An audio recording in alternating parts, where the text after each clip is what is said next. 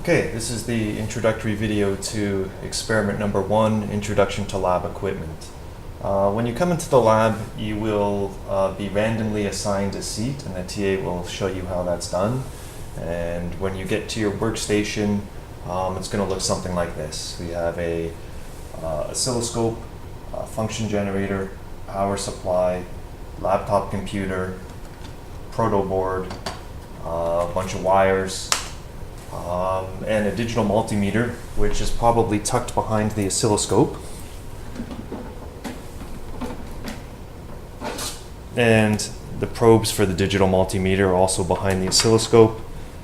And also a little packet of resistors and capacitors that you're going to need to complete some of the exercises.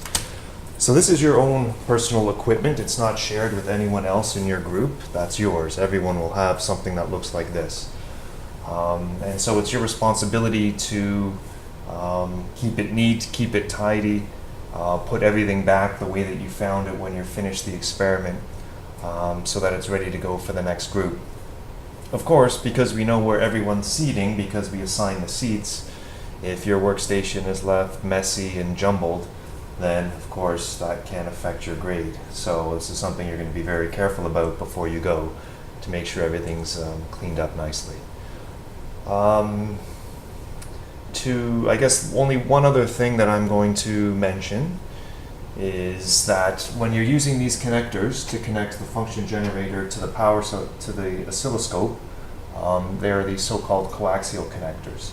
And the way they work is you find the way where it can get inserted, the orientation where it can get inserted, and then you rotate it to lock it in place. And once it's rotated to be locked in place, you can't pull it out. So to remove it, you rotate it counterclockwise by about 90 degrees and then pull. And to insert it, you find the orientation where it seems to get pushed furthest in, and then you rotate it clockwise by 90 degrees. And you'll be connecting the function generator up to the oscilloscope as described in the manual. So not much to say about the procedure in this experiment. The procedure is detailed in the lab manual, and you'll be following that carefully and discussing things with your group members and recording your journal as you go along. The journal is recorded on Microsoft Excel on the laptop. And the laptops, I think, will just automatically be logged in for you. When you turn on the computer, they should just log straight in for you. If not, the password for the student account is just student. So if for some reason it logs you out, so you can just type in student. At this point it says user is student, so just type in student for the password and you'll be good to go.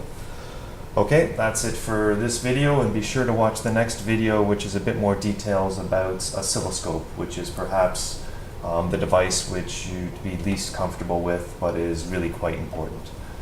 Okay, good luck.